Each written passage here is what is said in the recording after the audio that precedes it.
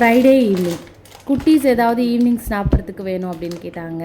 வீட்டில் வந்து இந்த பாஸ்தா இருந்துச்சு. ஸோ அதை வச்சு ஒயிட் சாஸ் பாஸ்தா வந்து ரெடி பண்ணி கொடுத்துடலான்னு சொல்லிட்டு ஸ்டார்ட் பண்ணிவிட்டு கொதிக்கிற தண்ணியில் கொஞ்சமாக உப்பு ஆயில் விட்டுட்டு அதுக்கப்புறம் எடுத்து வச்சுருக்க பாஸ்தாவையும் ஆட் பண்ணிவிட்டு கொஞ்சம் நல்லா ஒரு 10 மினிட்ஸ் போல் பாயில் பண்ணி எடுத்துக்கணும். இது வந்து வீட் பாஸ்தா அப்படின்றதால கொஞ்சம் எக்ஸ்ட்ராவே டைம் எடுக்கும் நார்மல் பாஸ்தாவை கம்பேர் பண்ணும்போது. அண்ட் குட்டீஸ்க்கு செய்கிறதால பட்டர் சீஸ்லாம் கொஞ்சம் தாராளமாகவே போட்டு தான் அதை ரெடி பண்ணியிருந்தேன். அண்ட் சில்லி ஃப்ளேக்ஸ் கொஞ்சம் எக்ஸ்ட்ராவே போட்டிருந்தேன், ஏன்னா வேறு எதுவும் நம்ம இதில் ஆட் பண்ண போகிறதில்ல அப்படின்னு சொல்லிட்டு.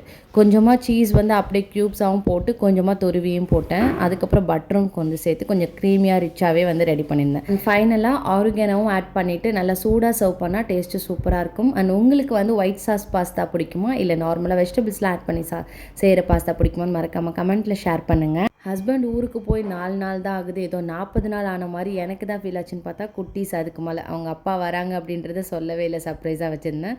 திடீர்னு வந்தது செம ஷாக்கு. அதுக்கப்புறம் வரும்போது இந்த மாதிரி பெரிய சைஸ் மாம்பழம் வந்து வாங்கிட்டு வந்திருந்தாங்க. ரொம்பவே பெரிய சைஸ் தான் வந்ததும். பயங்கர பில்டப்பு, இது மாதிரி எங்கேயுமே கிடைக்காது, நான் போன ஊரில் மட்டும்தான் இந்த சைஸில் இருக்கும் அப்படின்னு சொன்னாங்க.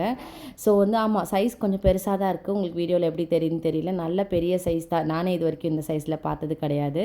டேஸ்ட் நல்லா இருக்காதுன்னு நினச்சேன், பட் அப்போவே கட் பண்ணி எல்லாருக்கும் கொடுத்தாங்க. டேஸ்ட்டு சூப்பராகவே இருந்துச்சு. இந்த நாளைக்கு ஐஸ்கிரீம் பண்ணலான்னு சொல்லி கொஞ்சம் எடுத்து வச்சுருக்கேன். நம்ம சேனலில் ரீசெண்டாக ஒரு லாங் வீடியோ அப்லோட் பண்ணியிருக்கேன். அது இந்த சேனல் நேமுக்கு கீழே அந்த வீடியோட லிங்க் டேக் பண்ணுறேன். உங்களுக்கு ஃப்ரீ டைம் இருக்கும்போது மறக்காமல் செக் பண்ணி உங்களோட ஃபீட்பேக் ஷேர் பண்ணுங்கள்.